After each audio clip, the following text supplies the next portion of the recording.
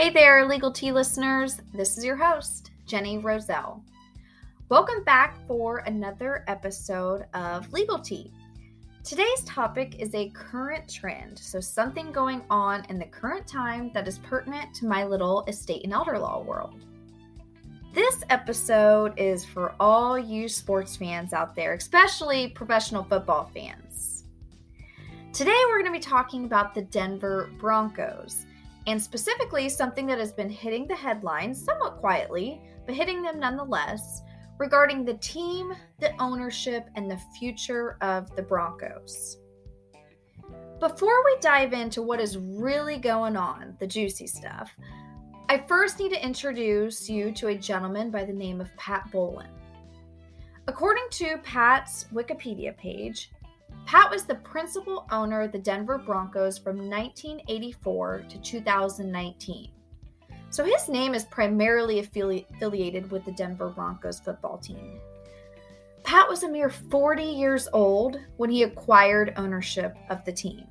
And in fact, according to the New York Times, after Pat purchased the Broncos, he, quote, walked the sideline before games in a cowboy hat and fur coats, signatures that made him a quasi-celebrity, end quote. Sounds like a fun guy. In 2009, Pat really started to withdraw himself from the spotlight, and there were rumors at the time that he did so because he was starting to experience short-term memory loss. Then, in 2010, Pat stopped making really any significant decisions as it related to the Broncos. In 2014, Pat was diagnosed with Alzheimer's disease, which ultimately led to Pat allowing the Broncos president, Joe Ellis, to step into the driver's seat and make decisions relating to the Broncos. Unfortunately, a few years later, on June 13, 2019, Pat passed away at the age of 75 years old. Personally speaking about Pat himself, according to the New York Times, Pat had married a lady by the name of Sally Edwards Parker in 1968. Sally and Pat had two daughters, named Amy Clemmer and Beth Wallace. Pat and Sally ended up divorcing a few years later in 1973. Then, in 1980, Pat married again, a lady by the name of Annabelle Bowlen, and he and Annabelle had 5 additional children: Patrick III, Johnny, Brittany, Annabelle, and Christiana. And at the time of Pat's passing, his wife, Annabelle, and all of his children survived him. So the whole topic of today's episode is really in regards to the ownership of the Broncos, because as according to a Sports Illustrated article written by Chad Jensen, after Pat's passing, there is no, quote, living owner to lead the club, so the Broncos have actually been managed by the Pat Bowlen Trust, end quote. According to the same article, Pat's express wish, as provided in his trust document, was that the Broncos' ownership and operation remain in the family. Though, as the author, Chad Jensen, perfectly states, it was Bowlen's wish that the Broncos remain in the family to be operated by his children, with the objective to have one, through a painstaking process of qualification, take the ownership lead as the lead man or lead woman, end quote. Unfortunately, that is exactly where we take a big old sharp left turn, and where we start moving in a not very good direction. The kiddos really can't agree. They can't agree on one being the lead man or lead woman. The individuals running the trust, the trustees, are that CEO, Joe Ellis, who we talked about a second ago, VP and General Counsel Rick Slivka, and lawyer Mary Kelly. So the 3 of them, Joe, Rick, and Mary. At some point, according to Chad Jensen's article, the 3 of them selected Brittany Bowlen, one of the children of Pat, that he shared with his second wife, as the one who would be the lead woman. However, Pat's two daughters from his first marriage, Amy and Beth, are not really happy about this. And in fact, they initiated litigation claiming that the trust was actually executed while Pat was perhaps of unsound mind, and therefore the trust should be dissolved. In Chad Jensen's piece, which was released on June 30th, 2021, he shared that it seemed that the sides, like the one side being the trust representatives versus the other side, Amy and Beth's side, seemed to be on the cusp of a settlement. Though, while this is all going on, another Sports Illustrated piece, this piece by Keith Cummings, shared that Joe Ellis, the CEO, stated he does not plan to renew his contract in 2022. So while the ownership of the Broncos remains unclear, as does the executive leadership. And then to add to all this drama, Keith's piece goes on to say, quote, Ellis's statement could be deemed as a failure to offer Brittany a ringing endorsement of her potential ownership credentials, end quote. And remember, Brittany is who the trust supposedly selected as their lead woman. According to another Sports Illustrated piece, this time by Bob Morris, the lawsuit actually did indeed end up getting dismissed, and it was sometime the week of July 12, 2021. It further shared that the motion to dismiss was actually filed by Amy and Beth, which is oddly who initiated the lawsuit. So they initiated it and then dismissed it. And the court, according to Bob's piece, held that the amended trust documents are enforceable. So with the lawsuit being dismissed, there's speculation that the team may get sold. Many think this would be because CEO Joe Ellis has not piped up and given really any name as who may take over as the owner. However, Bob's Sports Illustrated piece goes on to combat that speculation and explain that, quote, just because Ellis didn't mention Brittany does not mean the team is going to be sold, end quote. So just as in the beginning of all this craziness, there's a lot of TBDs, a lot of unknowns. There was at the beginning, and it's still that way. Though Bob's piece shares that the future of the Broncos will, quote, come down to what Pat's children ultimately decide. It's possible, with Ellis intending to step down as CEO as soon as 2022, that the Bowlen children could choose to keep the team, then elect one of them as the CEO. Subsequent to these Sports Illustrated pieces I keep referencing, the current CEO, Joe Ellis, I feel like I'm talking a lot about Mr. Joe. So Joe Ellis provided an update of things at a press conference in August of 2021. And he shared that the, quote, Pat Bowlen Trust is aiming for a timely, responsible, and orderly determination of ownership, end quote.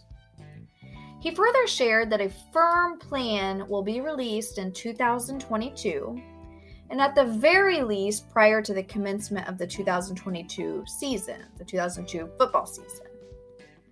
He concluded the press conference by stating that their current focus is really on the 2021 football season and hopefully being competitive for a Super Bowl run.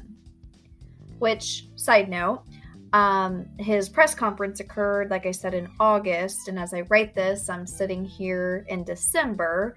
I did a quick Google search and I found a New York Times article that stated as of today, December 30th, when I'm writing this episode, the Broncos have a less than 1% chance of making the playoffs. So yeah. In a more recent update with all of this, the younger brother of Pat, whose name is Bill, did an interview with CBS in the fall. The CBS article was released on November 16th, 2021. So the interview probably happened around that date. Anyway, while discussing what has transpired since Pat's passing, Bill shared, quote, it didn't have to happen this way. That's what really gets me. It's really sad that this has been able to tear a family apart the way it has. And that really hurts, end quote. You know, I hear you, Bill. You know, while my law firm doesn't handle estate litigation, thankfully. I do occasionally have a client share with me a horror story of something they've experienced. So it's a shame. It's a shame, yes. In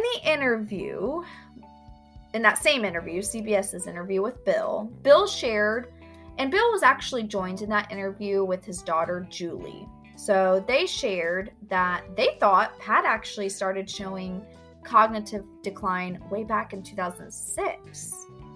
And he actually gave a few examples that I'm going to run through. So one time when Pat wrote the eulogy following their mother's passing, Bill called the eulogy strange and said that it was more along like talking about the Broncos rather than their own mother. Another example he gave is when he was trying to reach out to Pat, and after a million times, definitely not a million, but several attempts at trying to get a hold of him, he actually reached out to the office to find out that Bill had changed his number just out of the blue without any heads up to his family.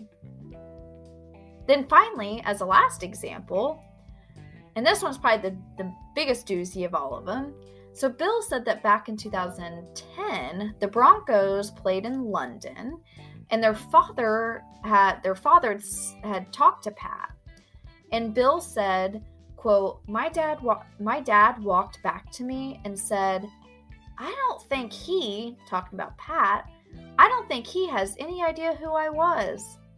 Something was not right, end quote. And what's a little concerning about this example is all these examples went back to 2006, and he updated his estate plan in 2010. Or excuse me, 2009. So these examples went all the way back to 2006, but just a few years later, in 2009, he had updated his will and trust. So Bill, in the CBS interview, explained that before the trustees of the trust sort of selected Brittany as the lead woman, Beth, and she was the daughter of Pat from the first marriage, and she and her sister filed that lawsuit in 2019, Beth wanted to be kind of entertained as an option to be the Broncos owner. So the trustees, according to Bill, sort of pitted Brittany and Beth against each other. Bill's daughter Julie shared, quote, they have fractured this family, possibly beyond repair, end quote. Bill followed up with a comment of his own and said, quote, Pat would have been very upset. It didn't have to happen this way. That's what really gets me, end quote.